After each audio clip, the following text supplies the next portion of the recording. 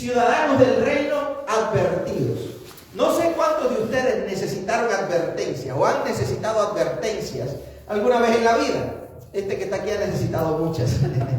Empezando desde bien pequeñito, las advertencias para mí fueron constantes, porque era un niño que era intranquilo y constantemente, especialmente cuando uno lleva niños de visita a otro lugar, cuando uno también lleva a los niños a la iglesia, pues uno a veces tiene también que advertirles. Y entre esas advertencias muchas veces me dijeron: si no te callas, si no te portas bien, si sigues tocando eso, te vas a ganar una pela cuando llegues a la casa. No sé si ustedes recuerdan eso. No sé si les cumplieron las promesas. Pero hoy vamos a hablar de una advertencia que es el Señor quien la hace, y Él sí cumple sus promesas. Yo muchas veces me libré de castigos, muchas veces me libré de pelas, pero ¿sabe qué? Es mejor estar alineados con el Señor. Y si en algún momento uno pues se da cuenta que ha hecho algo que no es prudente, que no es bueno, que Dios no lo aprueba, pues es mejor seguir su advertencia si conocemos algunas de las advertencias. Para aquellos que no conozcan algunas de las advertencias del Señor, hoy vamos a compartir una de ellas. No sé si recuerdan el domingo pasado o en los 2 domingos anteriores estuvimos hablando acerca de cómo Jesús considera que para que seamos grandes, para que seamos importantes en su reino, hay que ser bien humildes, hay que empezar como un niño pequeñito. Hay que tener ese corazón, hay que tener esa disposición, hay que tener ese amor por sus padres. Pero Jesús, en una conversación que tuvo con sus discípulos, o en esta misma conversación que comienza en el capítulo 18 de Mateo, pues Jesús también le dice a sus discípulos esta palabra que es la que vamos a estar compartiendo hoy. Y el que recibe en mi nombre a un niño como este, me recibe a mí. ¿Recuerdan cómo Jesús, estuvimos hablando el domingo pasado, cómo Jesús se lo toma muy personal? Y cómo las cosas buenas que hacemos unos por otros, Jesús las recibe como si le hiciéramos a Él. Ahora quisiéramos que fuera solo lo bueno lo que Jesús recibiera, ¿verdad? Pero la verdad es que miren cómo continúa este texto bíblico en el cual Dios, valorando tanto la importancia de las relaciones entre hermanos en la iglesia, dentro del pueblo de Dios, miren lo que dice, una palabra fuerte. Esta es una palabra de esa que tiene, bueno, iba a decir R, pero no por grosera, sino porque es una palabra fuerte. Dice así a partir del versículo 6. Pero si alguien hace pecar a uno de estos pequeños que creen en mí, eso está hablando de los nuevos convertidos en la fe, está hablando de los demás cristianos de la iglesia, porque creemos en Él. Dice, más le valdría que le colgaran al cuello una gran piedra de molino y lo hundieran en lo profundo del mar. Ay del mundo por las cosas que hacen pecar a la gente. Inevitable es que sucedan, pero ay del que hace pecar a los demás. Yo no sé si usted se asustaba cuando su mamá o su papá le decía, ay de ti si haces esto o aquello, o si dices esto. Hay algunos que se ríen como que recibieron unos cuantos ayayay de eso, ¿verdad? Pero a veces tenemos la idea de que Jesús es ese personaje que no toma tan en serio las cosas. Como que Jesús es ese tipo de persona que le pasa la mano a todo el mundo y que no importa lo que tú hagas, Él es todo amor. Y esa imagen errada que nos hemos hecho de Jesús, que Jesús no podría decir ninguna cosita fea o ninguna cosita fuerte o ninguna cosita o ninguna cosa que fuera firme o incluso agresiva en determinadas ocasiones, es una imagen falsa de Jesús, no es una imagen bíblica. La imagen bíblica de Jesús es como la de un padre que ama a sus hijos y que cuando los hijos necesitan disciplina, los disciplina. Y miren ustedes las palabras que usa Jesús en este texto cuando habla acerca de nuestras relaciones humanas, de cómo Dios se toma hecho y tan personal el hecho de que alguno de nosotros sea dañado. Y él habla con esta realidad, porque es verdad que los problemas van a venir. Es verdad que en la vida vamos a tener dificultades, que la vida no es necesariamente color de rosa. Eso es verdad. Jesús lo reconoce. E incluso dice también en Juan, allí en Juan 16:33, dice: yo les he dicho estas cosas para que hallen en mí paz. En este mundo afrontarán aflicciones, pero anímense, yo he vencido al mundo. En otra versión, la Reina Valera dice: yo les he dicho estas cosas para que en mí tengan paz. En este mundo van a tener aflicciones, van a haber razones por las cuales ustedes van a llorar, van a haber situaciones en las cuales ustedes sean humillados. Es verdad que alguien se va a aprovechar de ustedes. Este mundo está lleno de situaciones y de cosas que son tristes, que no deberían ocurrir. Y Jesús es claro con eso. Jesús le dice a su pueblo: la verdad es que en algún momento vas a tener que llorar. La vida es una vida difícil. Las situaciones que vivimos no todas son agradables. Hay muchas veces en que nos vamos a sentir heridos. Y no sé cuántos de ustedes han pasado por esas cosas. Lo que Jesús añade a esto es: hay de aquellos que la causan. Hay de aquellos que son los que causan estas heridas. Hay de aquellas personas que son los que dañan a mis hijos, a mis hermanos, diría Jesús. Hay de aquellos que se aprovechan y le hacen mal, le hacen daño a algunos de estos mis hermanos. Miren cómo Lucas este mismo texto lo presenta. Lucas, o esta misma historia, esta misma conversación. Lucas 17, 1 al 2. Miren lo que dice. Lucas dice: luego dijo Jesús a sus discípulos: los tropiezos son inevitables, pero hay de aquel que los ocasiona. Más le valdría ser arrojado al mar con una piedra de molino atada al cuello que servir de tropiezo a uno solo de estos pequeños.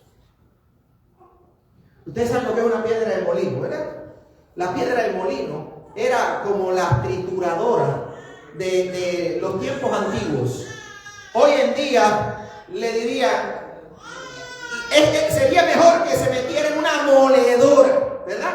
Sería mejor que se dejara aplastar. Sería mejor que esa persona desapareciera y no que formara parte de un atentado, que formara parte de causarle dolor, aunque sea a uno de estos mis hermanos más pequeñitos.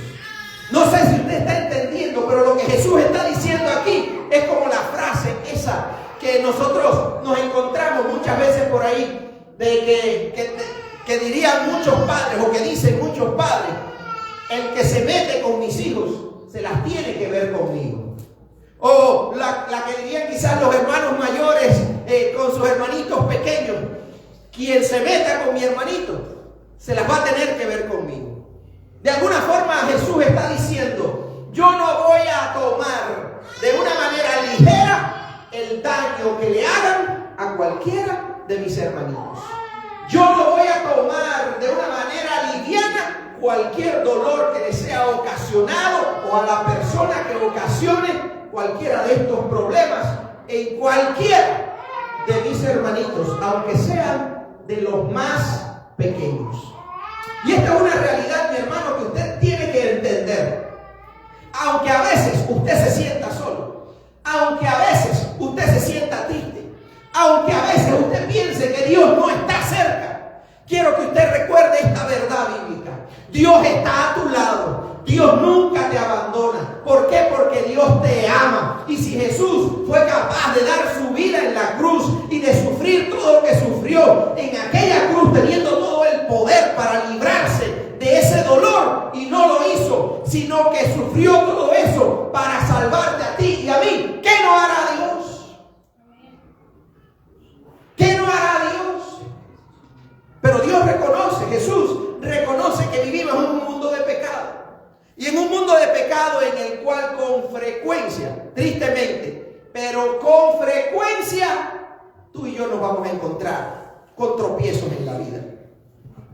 Lo que Jesús está aclarando aquí, o lo que Jesús está tratando de decirnos aquí, es que nosotros es normal y es una expectativa completamente lógica que en un mundo roto seamos heridos, seamos, no sé, abusados, seamos dañados allá afuera, donde la gente todavía no conoce a Dios.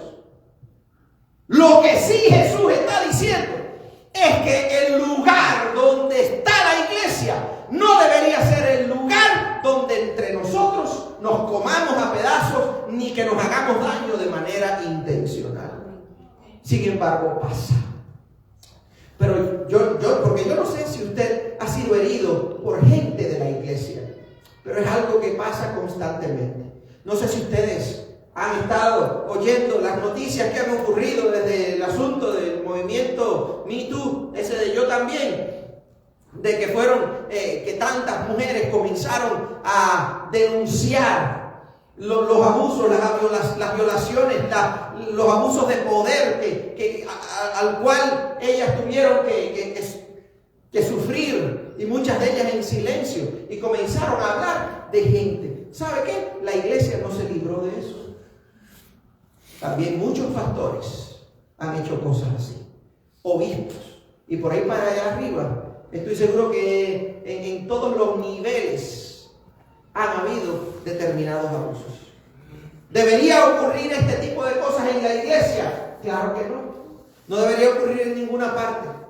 El problema es que como vivimos en un mundo corrupto, como vivimos en un mundo donde realmente el pecado sigue estando ahí a la orden del día, y muchas veces nos descuidamos y nos dejamos llevar por nuestras emociones y por nuestros sentimientos, terminamos cometiendo errores, terminamos hiriendo a las personas que tenemos a nuestro lado. Pastores que han hecho cosas terribles que no debieron hacer. Pero Jesús está diciendo, yo sé que esas cosas probablemente van a pasar, pero hay de aquel. Hay de aquel que le levante una mano. Hay de aquel que ofenda. Hay de aquel que le haga daño a cualquiera de mis hijos. Y esa es una palabra que por lo que quizás algunos de nosotros pudiera decir, sí, yo he sido herido, yo he sido atacado, yo he sido abusado, y por gente de la iglesia.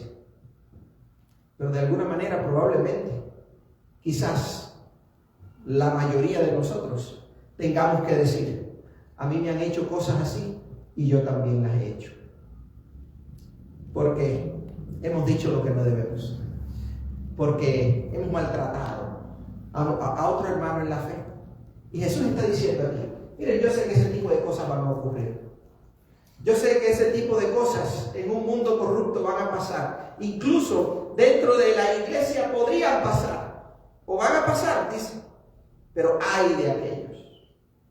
Hay de aquellos. Ahora, si hay una palabra como esta que diga, hay de aquellos, y que es una advertencia que pudiéramos tomar facilito, sin ningún problema, como una amenaza de Dios para nosotros, yo pienso que es algo digno de prestarle atención. Yo pienso que es algo digno de que evaluemos nuestras vidas. Yo pienso que vale la pena que le dediquemos unos minutos más. ¿Cómo puedo entonces yo observar y evaluar mi vida en función de qué puedo yo darme cuenta si alguna vez yo he maltratado o yo he hecho esto que Jesús dice que hay de aquellos que son de tropiezo a los demás? Bueno, hay dos formas fundamentales a través de la cual nosotros podemos hacer tropezar o pecar a otras personas. Sean que sean cristianos o no, eso no debemos hacerlo. Pero bueno, queremos de todas maneras echarle un vistazo. ¿Cuáles son algunas de aquellas cosas que nosotros hacemos que no debemos? Es decir, cuando sabemos que hay cosas negativas que estamos haciendo y que sin embargo, de todos modos, terminamos haciéndolo. Cosas como que, pastor. A ver, trate de aclarar. Quiero decirles que uno de los principios de la iglesia metodista, desde sus orígenes, Juan Wesley dijo, una de las cosas que no deben ocurrir y que siempre debemos estar alertas dentro de la iglesia es el principio de no hacer daño. De no hacerle daño a nuestros hermanos, ni hacerle daño a nadie, porque nosotros no debemos ser personas que hagan daño a nadie. Sin embargo, a veces estas cosas pasan. Y vemos aquí que incluso a veces pasan con cosas que pudieran verse hasta medio inconscientes o sin intención de ser de tropiezo a otras personas. La Biblia nos dice aquí, Pablo hablándole o escribiéndole a la iglesia en Roma, Pablo dice allí en Romanos 14 del 13 al 15, por tanto, hermanos, dejemos de juzgarnos unos a otros, más bien propónganse no poner tropiezo ni obstáculo al hermano. Y entonces comienza a hablar del contexto en el cual ocurre este tipo de tropiezo que estaba pasando, y era algo aparentemente inocente en el sentido de que no era necesariamente pecado y sin embargo nos convertíamos en piedra de tropiezo.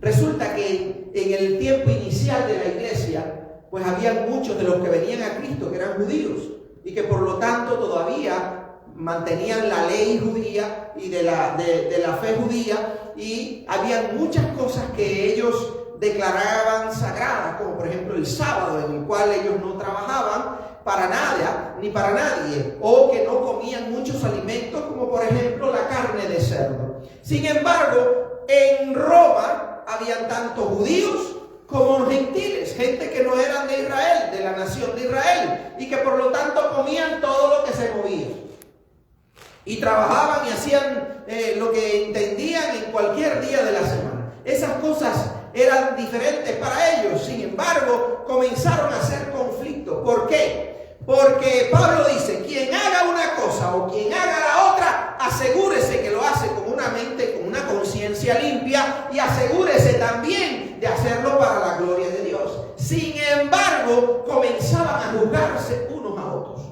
¿Por qué? Porque los judíos decían que los romanos y los gentiles, la gente que no era judía, pues estaban en pecado porque no guardaban la ley. Y por acá entonces los romanos pues decían que estos eran unos tontos y unos torpes porque no comían carne de cerdo. Y cosas así que minimizándolas un poco para que se entiendan. La cuestión es que Pablo les dice, miren, ustedes haciendo ese tipo de cosas están siendo tropiezo unos a otros. Están siendo de estorbo, están limitando el crecimiento para que otras personas se acerquen a Dios. Y miren entonces lo que les dice finalmente, ahora bien, si tu hermano se angustia por causa de lo que comes, ya no te comportas con amor. No destruyas por causa de la comida al hermano por quien Cristo murió. Aquí Pablo está insistiendo en que no seamos tropiezo para los demás, aún en aquellas cosas que no son consideradas pecado. Porque para muchos hay algunas cosas que pueden ser pecado. Por ejemplo, existe la iglesia adventista y ellos guardan el sábado y esas leyes del Antiguo Testamento. La mayoría de las iglesias protestantes, pues, o las de las demás iglesias, no guardan el sábado. Nosotros trabajamos sábados y tenemos que trabajar, aunque reconocemos que es muy saludable el que nosotros podamos descansar un día de la semana y que debemos asegurarnos de que el día del Señor también lo respetemos. Pero esta iglesia adventista o los hedionistas, ellos guardan el sábado, guardan la ley y para el Señor lo hacen. Ahora, el problema está cuando nosotros, por ejemplo, sabiendo que algún hermano nuestro ha tenido un pasado, o ha tenido limitaciones, o ha tenido adicciones en sus vidas, pues entonces nosotros los invitemos a hacer cosas que los aten al pasado, sencillamente porque no son pecados. Un ejemplo claro, beber. El tomar no es necesariamente pecado. Lo que la Biblia condena es emborracharse. Y yo ni tomo ni me emborracho, pero reconozco que la Biblia es clara en esto, y de hecho Pablo habla con mucha fuerza en Gálatas diciendo que los borrachos no entrarán en el reino de los cielos. Así que uno debe cuidarse de esas cosas. Y hay personas que han venido a Cristo y que en el trato de Dios con ellos, pues han abandonado el alcoholismo. Han decidido pues no caer más en eso, y con la ayuda de Dios han sido restaurados. Ahora imagínense que otro hermano vaya y le insista o le ponga delante en una invitación a comer una botella o de lo que sea, y entonces eso sea causa de tropiezo de que este hermano o esta hermana vuelva a caer en el alcoholismo. En ese caso, esta persona fue tropiezo para este otro. Y así mismo sucede con, por ejemplo, con el gambling o los juegos. Hay personas que son adictas a los juegos en el casino, y muchos de ellos lo han perdido todo. Ahora, imagínense que alguien considere que eso no es necesariamente pecado, pero que y le gusta hacerlo y no está en una condición adictiva. Ahora, ¿sería prudente invitar al hermano que ya se apartó y que logró salirse de esa adicción? ¿Sería prudente invitarlo? ¿Sería prudente insistirle en hacer ese tipo de cosas? Por supuesto que no, porque podríamos ser tropiezo a ese hermano que puede volver a caer en su pecado. Entonces, usted piense en cuáles otras alternativas de este tipo podrían existir, porque hay muchas formas en las cuales nosotros pudiéramos ser de tropiezo a otra persona. Y mira lo que dice el Señor aquí: ¡ay de aquellos que hacen tropezar a cualquiera de estos mis hermanitos, aún a los más pequeños! Ahora, entre otras cosas prácticas, estamos hablando de aquellos que hacen lo que no deben hacer.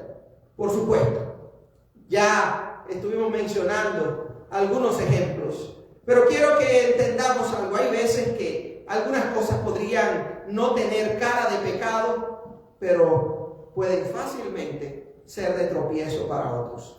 ¿Por qué? Porque pueden llevar a otros a caerse o a perderse en ese mundo. Yo recuerdo en mi edad temprana en el Evangelio, cuando todavía apenas menos de un año tenía en el Evangelio, a mí todavía me gustaba ir a las discotecas y todavía asistía a esos lugares de vez en cuando. Y una vez, pues, yo le pregunté a una hermana de la iglesia, porque ya me sentía un poquito incómodo, ¿no? Yendo a ese tipo de lugares por el tipo de cosas que yo veía allí. Las personas fumando, otros pues tomando, y en un ambiente de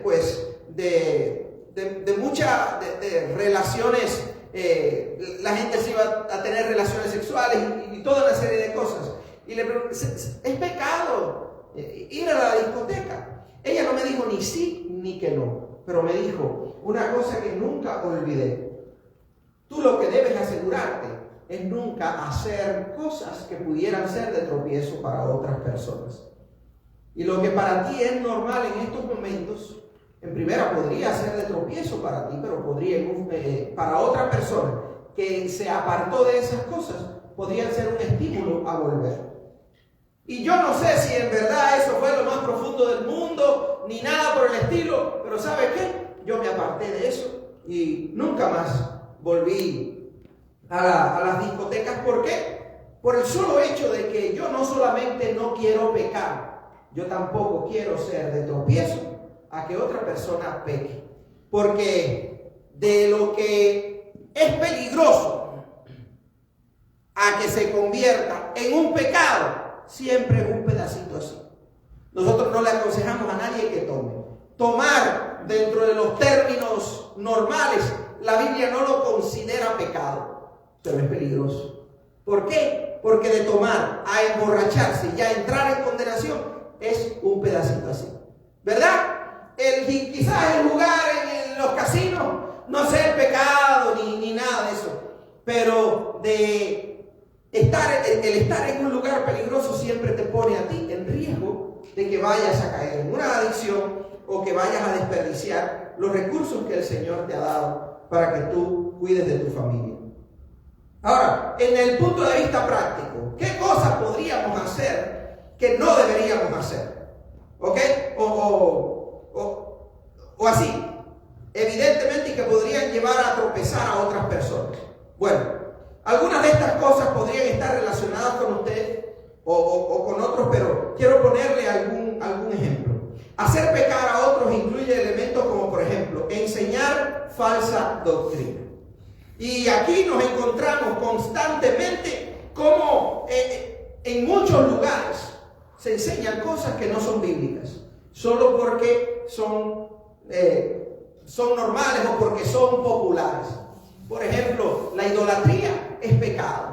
El enseñar a otra persona a relacionarse con imágenes o a relacionarse con estatuas y tomarlas como Dios, o que escuchan o que hacen, responden oraciones y cosas como esta, es algo que la Biblia condena, que no es saludable y que por lo tanto uno no debe enseñarlo ni motivar a otra persona a hacerlo. Así también la doctrina de la prosperidad, por muy atractiva que sea la idea de que Dios prospera a aquellos que dan y a aquellos que están mal, es porque Dios no los está prosperando a causa de su pecado o a causa de su tacañería o cosas como esa y mucho más, pues no son bíblicas y por lo tanto no es aconsejable que nosotros ni las enseñemos ni participemos de ellas. Involucrar a otros hermanos en actos de pecado, como por ejemplo chismes. Eso es llevar a una persona al tropiezo.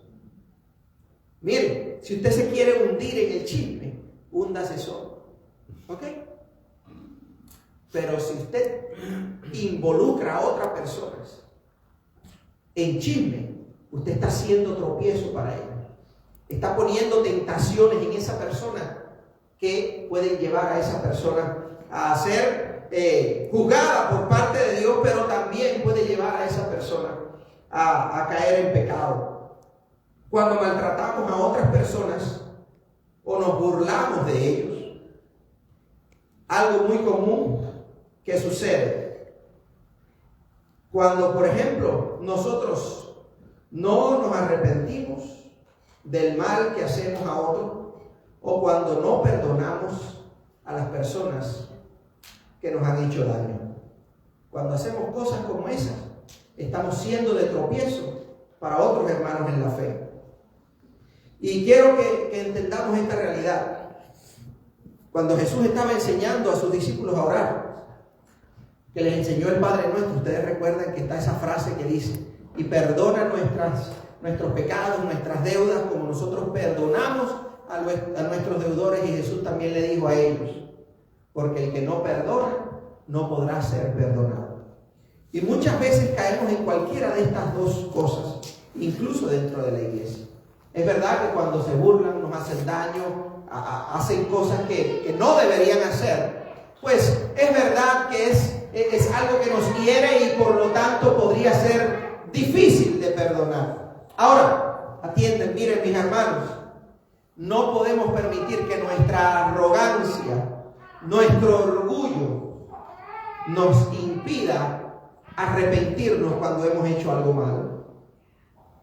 Debemos ser lo suficientemente humildes como para ir a la persona y decirle: perdóname, discúlpame, como usted se lo quiera poner, pero sea humilde y reconozca cuando usted comete un error. Y dígale a la persona, póngase de acuerdo con la persona, dígale: mira, te maltraté, te dije lo que no era, mire, participé del chisme, le presté mis oídos a la mentira, te dije cualquier cosa ofensiva, perdóname. ¿Sabe por qué? Porque la palabra de Dios nos da principios de fe, en los cuales incluye: el pecado perdonado es aquel pecado del cual se haya uno arrepentido. Si usted no se arrepiente de sus pecados, esos pecados no se borran. Si usted se arrepiente del pecado más feo del mundo y lo hace con fe en Jesucristo, su pecado es perdonado y usted tiene otra nueva oportunidad en su vida de seguir caminando en una relación saludable con Dios y de ser transformado. Ahora, si usted no se arrepiente de sus pecados, o porque usted es muy orgulloso, o porque usted es muy arrogante, o porque usted piensa que es la otra persona que se lo merecía, entonces estamos acumulando pecados en nuestra historia que no se borran. ¿Sabe por qué? Porque Jesús murió y para que su sangre limpiara los pecados de aquellos que vinieran con fe y se arrepintieran de sus pecados. Entonces, mis amados, debemos prestar atención a esas cosas. Y cuando alguien nos pide perdón, a veces entonces tenemos la tendencia a juzgar. Oh, es que lo ha hecho tantas veces que ya decidí no perdonar. El no perdonar nos invalida de ser perdonados. Por eso, mis amados, uno tiene que aprender a perdonar a la gente de fuera de la iglesia, pero también a la gente dentro de la iglesia. Porque cuando usted no perdona, usted se hunde en su propio hoyo, pero además puede causar fricciones y conflictos o mantener una relación rota que Dios quiere que se sanen y ser de tropiezo para otros. Ahora, no solamente son las cosas evidentes que sabemos que no debemos hacer. No debemos mentir, no debemos chismear, no debemos estar hablando mal a las espaldas de nadie, no debemos maltratar a nadie, no debemos andar ofendiendo a nadie. Pero también están las cosas que a veces se esconden detrás de lo que no hacemos y que sí deberíamos hacer. Tan malo es hacer algo malo como no hacer lo bueno. Y por eso es importante que tú y yo recordemos la palabra que el Señor nos daba el domingo anterior, cuando era en el tono positivo. Ustedes recuerdan que Jesús, hablando del juicio final, dijo que iba a separar las ovejas de las cabras y que a las ovejas las iba a invitar al reino, a que disfrutaran del premio a la fe. Y le dijo Jesús, porque cuando yo estuve en necesidad y con hambre y preso y esto y lo otro, ustedes me atendieron. Y esa gente dijeron, pero ¿cómo, Señor? No recuerdo jamás haber hecho ninguna de esas cosas por ti. ¿Y qué Jesús les dijo? Por cuanto lo hiciste a cualquiera de mis hermanitos, a mí me lo hiciste. Por tanto, vengan a disfrutar del premio, del galardón de la vida eterna, porque hicieron lo bueno con mis hijos. Pero sabe que ahí no terminó la historia. La historia continuó. Y allí, en Mateo capítulo 25, los versículos del 41 al 45, se los voy a leer rapidito y dice así. Luego que invitó a las ovejas, a la gente que había hecho el bien, a sus hermanos en la fe, los invitó a disfrutar del reino. Miren lo que dijo Jesús. Luego dirá a los que están a su izquierda, es peligroso ser de izquierda, arrepiéntase, apártense de mí, mejor dicho, apártense de mí, malditos, al fuego eterno, preparado para el diablo y sus ángeles. Porque tuve hambre y ustedes no me dieron nada de comer. Tuve sed y no me dieron nada de beber. Fui forastero y no me dieron alojamiento. Necesité ropa y no me vistieron. Estuve enfermo y en la cárcel y no me atendieron. Ellos también le contestarán, Señor, ¿cuándo te vimos hambriento o sediento o como forastero, necesitado de ropa o enfermo o en la cárcel y no te ayudamos? Él les responderá, les aseguro que todo lo que no hicieron por el más pequeño de mis hermanos, tampoco lo hicieron por mí. Así como mismo Jesús va a premiar, va a dar un galardón a todos aquellos que hagan lo bueno, especialmente por los hermanos en la fe, ¿verdad? Por la gente de la iglesia, que si vemos una necesidad, un dolor, un sufrimiento, una situación difícil, que tengamos la compasión y la disposición a ayudar, eso va a ser premiado. Pero al mismo tiempo Jesús nos dice, pero también va a ser condenado lo opuesto. Si ustedes y yo vemos la necesidad, el dolor, el sufrimiento, los problemas en la vida de otros hermanos y lo ignoramos, esto es algo que el Señor también nos está advirtiendo y nos dice, no hagas eso. Si tú ves un problema, si tú ves un dolor, si tú ves una necesidad en cualquiera de tus hermanos, atiende esa necesidad. Atiende esa necesidad, porque el no hacer lo bueno también tiene consecuencias negativas. Tanto el hacer lo malo como el no hacer lo bueno son cosas que el Señor condena. Y por eso debemos tener mucho cuidado. Una de las cosas comunes también es a veces que por causa de temor no corregimos el pecado que conocemos en nuestros hermanos. Una de las manifestaciones más profundas del amor es precisamente cuando tú y yo vemos que alguien está en pecado y le alertamos, le recordamos que Dios le ama y que tiene que apartarse del pecado. Cuando le aconsejamos y le decimos, vuélvete a Dios, apártate del pecado, porque ignorar al hermano que está en pecado es algo que también Dios aborrece. Dios quiere que tú y yo seamos lo suficientemente honestos como para alertar, como para corregir el pecado de otra persona. Si esa persona decide mantenerse en su pecado, ya queda en ellos. Pero si al menos tú, sabiendo que se están hundiendo, tú no le dices donde hay un salvavidas, o tú no le tiras la mano para ayudarlo a salir de ese pecado, entonces también estás participando o siendo de tropiezo a esa otra persona. El llamado para nosotros hoy es sencillo y es claro. Mis hermanos, hay una realidad. Todos vamos a tener razones para tropezar en nuestra vida. Pero Dios no quiere que ninguno de nosotros seamos la causa del tropiezo de los demás. Porque lo que dice Jesús es: ay de aquellos que son la causa del tropiezo. Vamos a evaluar nuestras vidas. Vamos a pedirle al Señor en oración y decirle: Señor, ayúdame a evaluar mi vida de una manera profunda, para que yo pueda, Dios mío, identificar si han habido cosas que yo he hecho mal, que han herido, que han destruido, que han maltratado la vida de cualquiera de mis hermanos. Oh Señor, ayúdame a evaluar si han habido cosas incluso que, pudiendo haberlas hecho para bendecir a otra persona, decidí no hacerlas.